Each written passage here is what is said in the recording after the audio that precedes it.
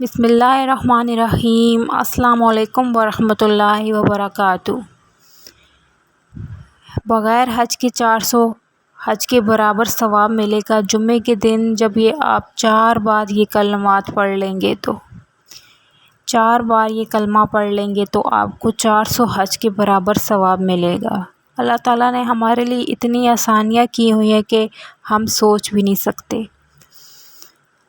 حج ہمارے گناہوں کو دھو ڈالتا ہے، حج اللہ تعالیٰ کے قریب کر دیتا ہے، اور حج ہمارے سمندر کے جھاگ کے برابر بھی گناہ ہوں تو اللہ تعالیٰ ان کو ایسے مٹا دیتا ہے جیسے بچہ پیدا ہوتا ہے اس کا کوئی گناہ نہیں ہوتا۔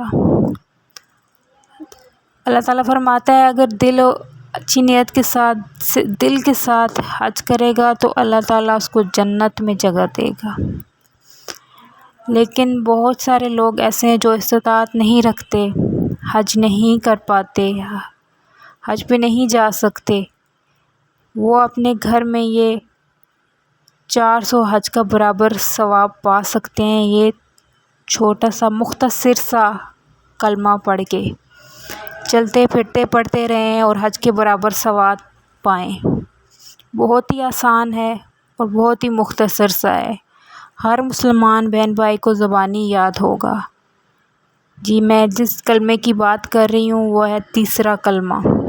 تیسرے کلمے کی بہت ہی فضیلت ہے، اس کو پڑھنے والا اور دوسرے کو پڑھ کے سنانے والا بہت ہی زیادہ گنہگار بھی ہو تو اس کے گناہ بخش دیے جاتے ہیں۔ اللہ تعالیٰ ہم سب کے گناہوں کو معاف کرے۔ تیسرا کلمہ سب مسلمان بہن بھائیوں کو یاد ہوگا۔ تیسرا کلمہ ہر مسلمان بہن بھائی کو زبانی یاد ہے۔